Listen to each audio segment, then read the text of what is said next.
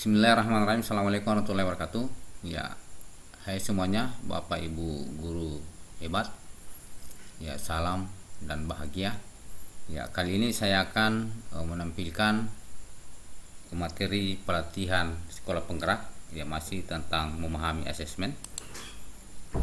Ya, di sini saya langsung gabung dua video. Video yang berjudul metode asesmen dan format asesmen.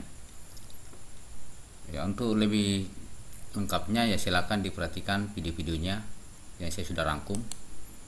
Ya, saya ingatkan bagi Bapak Ibu guru yang baru bergabung di channel ini, silakan diklik tombol subscribe, kemudian dinyalakan tanda lonceng. Jangan lupa di like, komen, dan dibagikan. Bagi yang sudah saya ucapkan banyak terima kasih. Ya, video yang pertama yaitu tentang metode asesmen. Ya, diperhatikan videonya.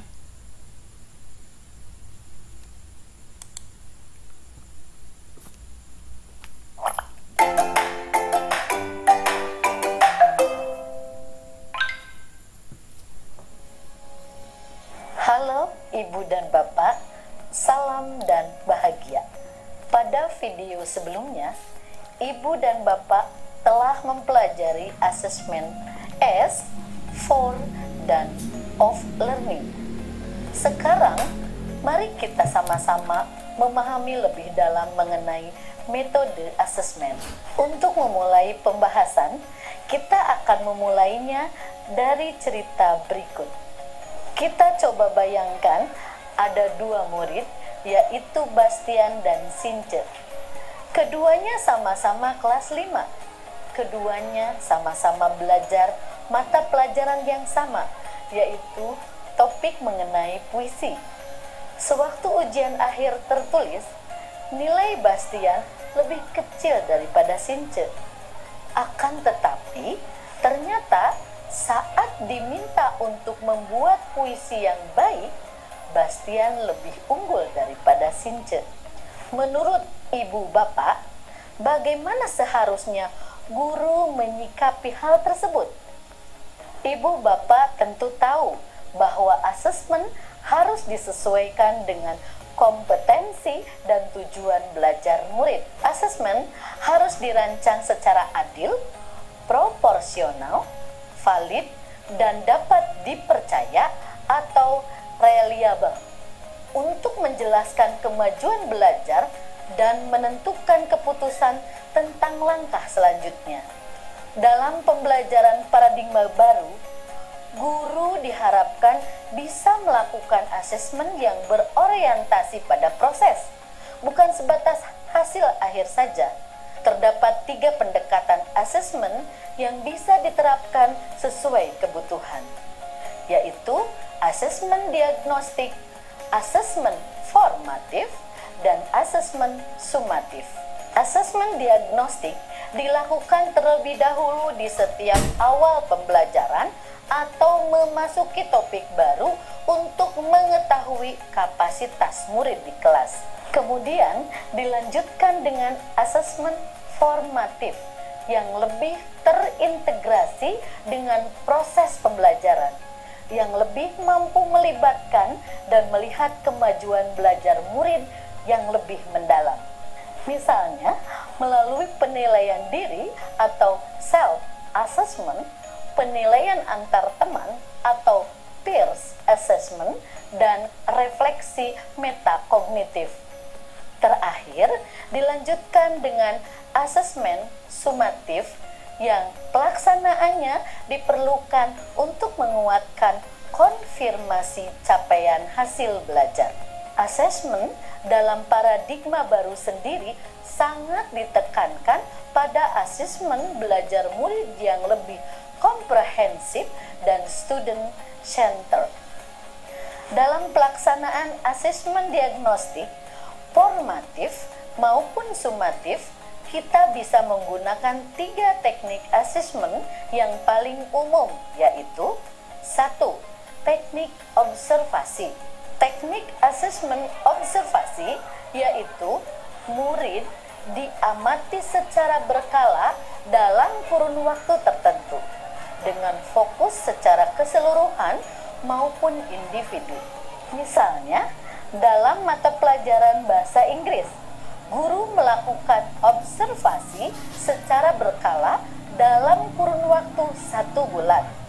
Dalam proses observasi tersebut, guru mengamati bagaimana peningkatan kepercayaan diri murid dalam berbicara menggunakan bahasa Inggris selama dalam kelas. Teman-teman, gimana kalau tugas dari Bu Belen kita buat dalam bentuk drama? Kemudian kedua, yaitu teknik asesmen performa, di mana asesmen performa ini dapat berupa praktik seperti presentasi, pidato, melakukan gerakan atau permainan dalam olahraga dan sejenisnya. Lalu bisa juga menghasilkan produk, misalnya berupa membuat karangan, puisi, atau brosur. Selain itu, bisa juga melakukan proyek atau membuat portofolio. Ibu bapak bisa memberikan keleluasaan pada murid untuk menentukan hal seperti apa yang bisa menjadi bukti kemajuan belajar mereka, sehingga produk yang dihasilkan pun beragam dan sesuai dengan minat murid. Ketiga, yaitu tes tertulis atau lisan yang digunakan untuk menguji pengetahuan murid terhadap suatu hal. Biasanya, teknik ini digunakan hanya sebatas untuk menguji level pengetahuan yang sifatnya lebih menghafal saja. Padahal, sebenarnya asesmen ini juga dapat digunakan untuk menguji level pemahaman murid dengan mengajak mereka merefleksikan suatu konsep dan mengaitkannya terhadap kehidupan sehari-hari melalui studi kasus. Dalam melakukan asesmen, tentu saja akan ada beberapa instrumen yang diperlukan dalam prosesnya. Pertama, instrumen rubrik, yaitu sebuah panduan yang dibuat untuk menilai dan mengevaluasi kualitas capaian murid dengan menggunakan rubrik skor tertentu. Ada 3 indikator. Setiap indikator dibuat masing-masing 4 kategori capaian. Kemudian, masing-masing kategori capaian diisi dengan kriterianya. Kriteria-kriteria inilah yang menjadi panduan guru dalam menilai capaian murid. Kedua, yaitu instrumen checklist yang berupa daftar informasi, data, ciri-ciri, karakteristik atau elemen yang dituju. Misalnya, saat kita meminta murid untuk melakukan storytelling di kelas, lalu guru atau murid bisa menilai dengan mengisi lembar checklist untuk penilaian. Ketiga, yaitu instrumen catatan anekdotal, merupakan catatan singkat hasil observasi pada murid. Catatan bisa difokuskan pada performa dan perilaku murid yang penting, disertai latar belakang kejadian dan hasil analisis dari observasi yang telah dilakukan. Contohnya, saat murid-murid sedang aktif berdiskusi di dalam kelompok tentang suatu materi, guru bisa membuat catatan anekdotal siapa murid yang aktif, pasif, atau lainnya. Keempat, yaitu lembar pengamatan. Lembar amatan berisi catatan perkembangan kompetensi murid dalam sebuah mata pelajaran tertentu. Itulah tadi 4 instrumen asesmen yang bisa ibu bapak gunakan agar asesmen lebih bermakna. Yang juga perlu sama-sama kita ketahui bahwa pelaku asesmen sendiri tidak harus selalu guru, tetapi murid menilai diri sendiri murid menilai murid sesuai atau lintas jenjang, seperti murid kelas 6 menilai murid kelas 4 dan 5, atau bisa memberdayakan staf sekolah dan orang tua untuk menjadi tim penilai. Bisa digunakan salah satu atau bisa dipadukan. Nah, itu tadi ya, Ibu Bapak Guru, beberapa hal terkait metode asesmen. Setelah mengikuti kelas ini, kita jadi tahu bahwa dengan pembelajaran paradigma baru, asesmen harus lebih mampu mengakomodir keseluruhan proses belajar murid sesuai kebutuhan. Pastinya sekarang sudah lebih siap dong untuk menerapkan asesmen proses belajar murid yang lebih bermakna. Salam dan bahagia, Ibu dan Bapak Guru hebat. Sampai jumpa.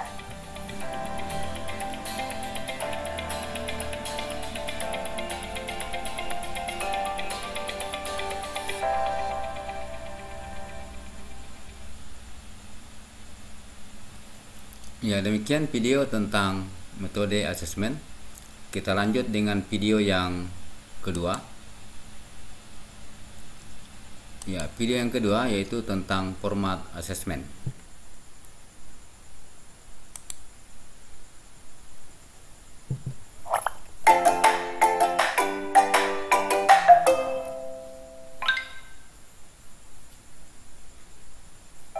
Halo Ibu dan Bapak, salam dan bahagia. Pada video sebelumnya, Ibu Bapak Guru telah bersama-sama mempelajari metode asesmen. Kali ini, Ibu Bapak akan saya ajak untuk lanjut memahami lebih dalam mengenai format asesmen. Jika Ibu Bapak ingat, bagaimana reaksi murid-murid di kelas saat mendengar kalimat, "Anak-anak, besok kita ulangan ya." Pasti banyak murid yang merespon kalimat itu dengan perasaan cemas, khawatir, dan biasanya murid-murid akan lebih fokus menghafal daripada memahami. Kira-kira mengapa ya? Dalam format asesmen yang selama ini berjalan, seringkali murid terjebak sekadar menghafal. Padahal seharusnya murid bisa lebih diarahkan untuk proses belajar yang lebih bermakna, seperti merenungkan, merefleksikan, menganalisis, dan menghubungkan pengetahuan dengan fenomena yang ada di sekitar. Berdasarkan formatnya, asesmen sendiri bisa kita klasifikasikan ke dalam dua hal, yaitu 1. Asesmen tradisional, dan 2. Asesmen alternatif. Kira-kira apa saja perbedaannya? Mana yang lebih baik untuk digunakan? Asesmen tradisional sendiri merupakan format asesmen yang paling umum digunakan. Beberapa bentuk asesmen tradisional adalah tes pilihan ganda, tes benar atau salah, soal isian pendek, dan esai. Kelemahan dari asesmen tradisional adalah terbatas dalam menerjemahkan ketercapaian kompetensi pada capaian pembelajaran murid, yaitu hanya sebatas pada pengetahuan saja dalam waktu itu juga. Seperti pada tes benar salah, tentu ibu bapak akan bingung untuk mencari tahu apakah murid yang mampu menjawab dengan benar karena benar-benar paham atau karena faktor keberuntungan saja. Nah, tipe tes benar salah ini sebenarnya mirip juga dengan tipe soal pilihan ganda dan isian pendek. Tes benar salah, pilihan ganda, atau isian pendek ini cocok untuk recalling pemahaman murid terkait materi yang sudah diajarkan dengan cepat, tetapi kurang tepat untuk mengukur pemahaman mendalam atas apa yang sudah murid pelajari sebelumnya. Sebenarnya kita tetap bisa menggunakannya secara lebih optimal untuk mengukur pemahaman murid. Misalnya, dengan tetap menggunakan pilihan ganda, tetapi bentuk soalnya dibuat lebih panjang dan bisa menggunakan soal-soal yang bersifat analitik. Berikutnya, ada tipe tes esai. Secara implementasi, esai sendiri lebih optimal dalam melihat kemajuan belajar murid karena bisa dibuat untuk uji kemampuan analisis, melihat keterkaitan, dan merefleksi murid atas materi yang telah dipelajari sebelumnya. Dalam menerapkan esai sebagai alat asesmen, ibu bapak bisa membuat penilaian secara objektif dengan rubrik seperti yang telah disinggung di video sebelumnya. Berikutnya, kita akan berkenalan dengan format asesmen alternatif dan beberapa alat tes yang bisa kita gunakan. Asesmen alternatif ini sendiri lebih mampu mengakomodir hal-hal yang kurang bisa diukur lewat asesmen tradisional. Beberapa alat asesmen yang bisa digunakan dalam asesmen alternatif adalah tes melalui pertanyaan terbuka, bermain peran, demonstrasi, praktik langsung, eksperimen proyek, dan portofolio. Portofolio terdiri dari karya murid yang menampilkan penguasaan keterampilan tugas dan ekspresi atas suatu materi yang telah dipelajari sebelumnya. Misalnya, guru bisa membuatkan suatu template jurnal atau diary untuk setiap murid. Lalu, murid diwajibkan untuk mengisi jurnal atau diary setiap selesai pembelajaran. Di dalamnya, guru meminta setiap murid untuk melakukan refleksi terkait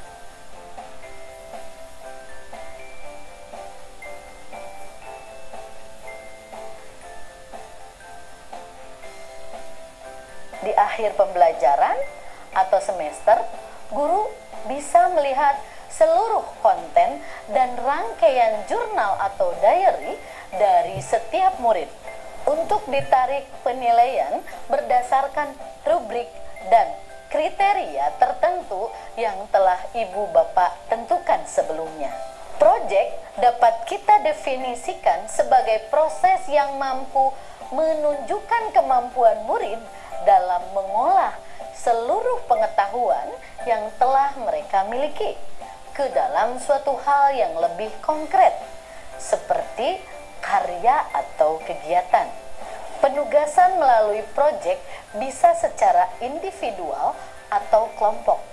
Dalam pembelajaran paradigma baru sendiri, tujuan dari penilaian melalui proyek adalah untuk membuat pembelajaran menjadi lebih kontekstual dan sekaligus untuk mengasah kemampuan pemecahan masalah setiap murid. Bisa melalui pembelajaran di kelas oleh masing-masing guru mata pelajaran atau melalui berbagai proyek penguatan profil pelajar Pancasila di sekolah. Beberapa penugasan proyek yang bisa diberikan pada murid seperti pengembangan rencana, karya seni, proposal penelitian, dan presentasi multimedia. Lalu, di akhir proyek, guru bisa memberikan penilaian secara individu maupun kelompok.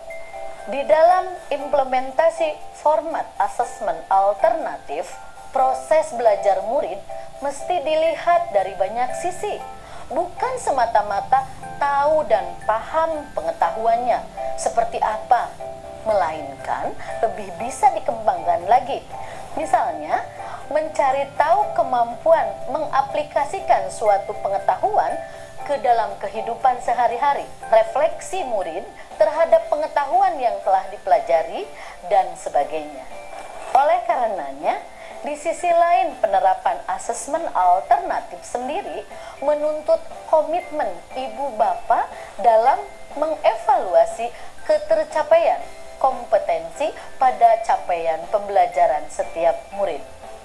Jika kita bandingkan, ibu bapak lebih memilih format asesmen tradisional atau alternatif. Secara umum, tentu sebaiknya kita mampu menggunakan kedua format asesmen sesuai kebutuhan. Asesmen alternatif, walau di sisi lain terkesan lebih merepotkan, tentu lebih mampu mendokumentasikan kemajuan belajar murid yang lebih berorientasi pada proses, bukan hasil saja. Ada penilaian sikap, perilaku, pengaplikasian, pemahaman mendalam, dan aspek lainnya yang lebih menyeluruh dan lengkap. Sedangkan format asesmen tradisional bisa digunakan untuk mengukur kemampuan murid dalam waktu yang relatif singkat. Namun, hanya sebatas kemampuan di level pengetahuan dan pemahaman saja, seperti kuis pilihan ganda setelah pembelajaran atau validasi akhir. Bagaimana Ibu Bapak Guru? Sekarang mestinya sudah lebih siap untuk mulai membuat asesmen yang lebih bermakna bagi murid-murid di sekolah ya. Selamat bekerja Ibu dan Bapak Guru hebat. Salam dan bahagia.